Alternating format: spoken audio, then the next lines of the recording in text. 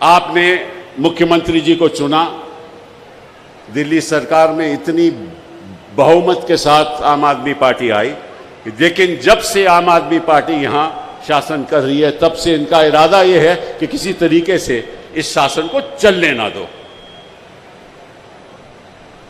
आपको मालूम है कि संविधान में, क्योंकि दिल्ली एक राजधानी है, इसलिए मैं सरल तरीके से आपको समझाना चाहता हूं।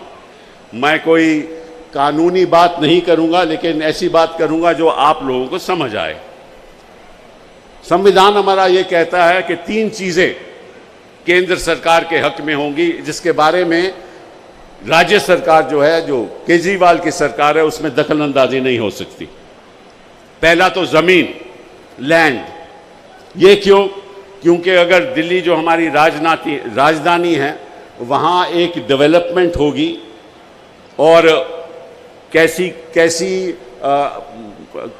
किस तरह से मकान बनेंगे, किस तरह से इमारतें बनेगी, तो उसका सारा पावर जो है वो केंद्र सरकार को है, वो सही भी है। दूसरा, पुलिस। यहाँ कोई दंगे हो जाएं, यहाँ कोई फसाद हो जाए, तो क्योंकि राजधानी है, पुलिस की पावर भी केंद्र सरकार को होगी।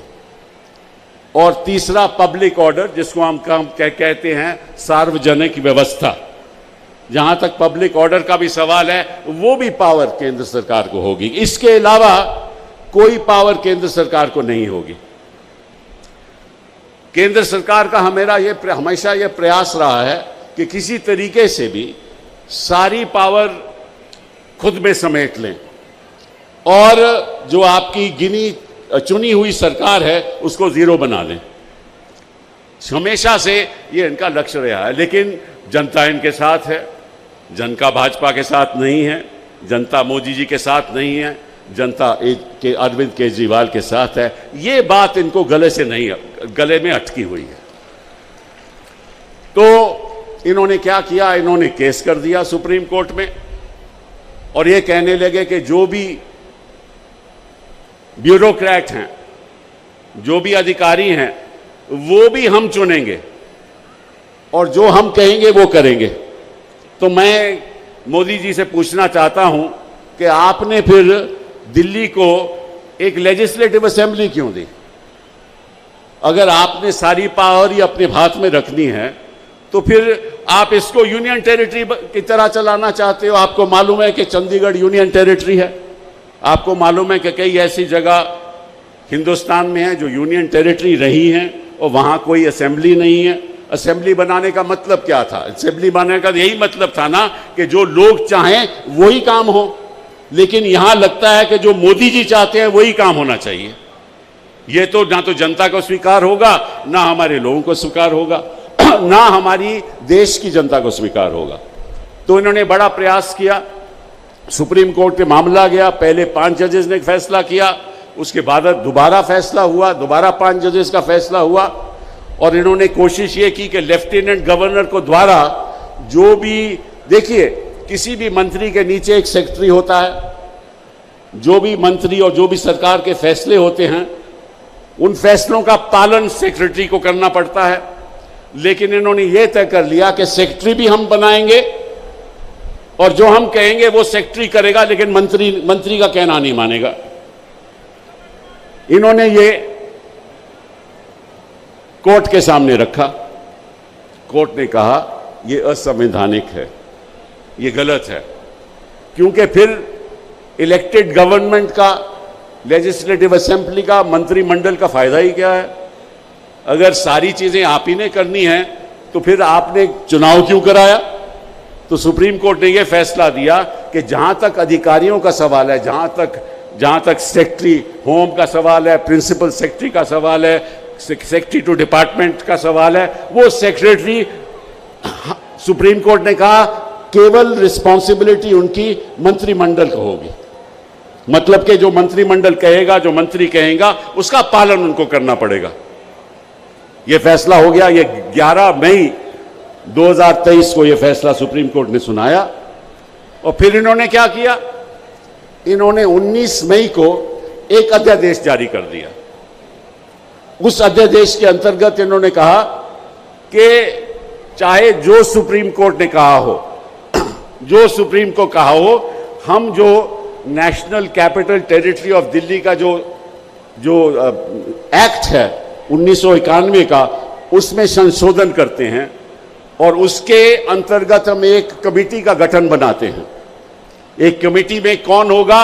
एक तो मुख्यमंत्री जी चेयरमैन होंगे, उसके साथ प्रिंसिपल सेक्रेटरी होम होंगे और उसके साथ चीफ सेक्रेटरी होंगे, और साथ में कानून में यह कह दिया कि जो फैसले होंगे अगर आम सहमति से नहीं होते तो मेजॉरिटी से फैसले होंगे, और अगर मेजॉरिटी से फैसले होंगे तो दो तो वहां ब्यूरोक्रेट हैं, एक प्रिंसिपल होम सेक्रेटरी और एक चीफ सेक्रेटरी। वो किसके ब्यूरोक्रेट हैं? वो केंद्र सरकार के ब्यूरोक्रेट हैं।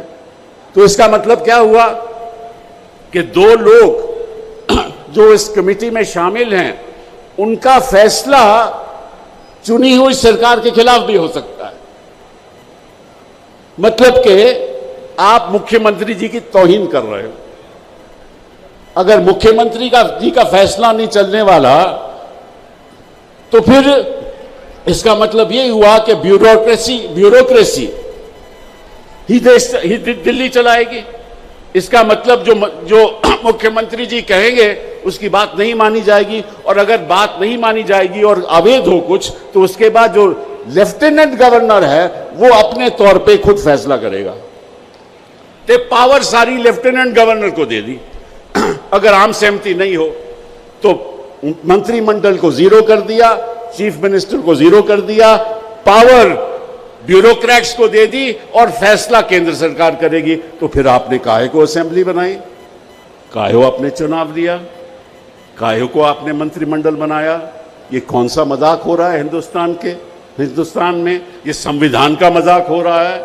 ये किस किस्म के कानून हैं? और आपको मालूम है कि सुप्रीम कोर्ट ने कई फैसलों ने कहा है कि आप सुप्रीम कोर्ट का फैसला अध्यादेश द्वारा, कानून द्वारा रद्द नहीं कर सकते। वो उनके हक में नहीं है। ये फैसला सुप्रीम कोर्ट ये रद्द नहीं कर सकते। तो मुझे मालूम है कि आप सरकार ने सुप्रीम कोर्ट में याचिका भी दायर की है कि इस अध्यादेश को रद्द करना चाहिए, जो असंवैधानिक है।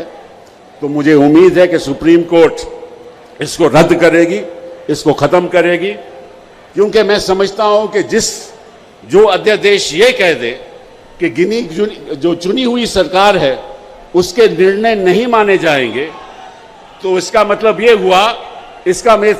हुआ कि जो ब्यूरोक्रेट कहता है उसके कहने माने जाएंगे। तो इसका मतलब कि असेंबली का कोई मतलब ही नहीं हो। केवल यही नहीं, हर एक मंत्रिमंडल के अंदर एक ब्यूरोक्रेट होता है, एक सेक्रेटरी होता है, उसकी भी नियुक्ति ये लोग करेंगे। उसके हक क्या होंगे ये भी ये लोग करेंगे। और अगर इसमें भी कोई मतभेद हो कमेटी में तो वो भी फैसला लेफ्टिनेंट गवर्नर करेगी।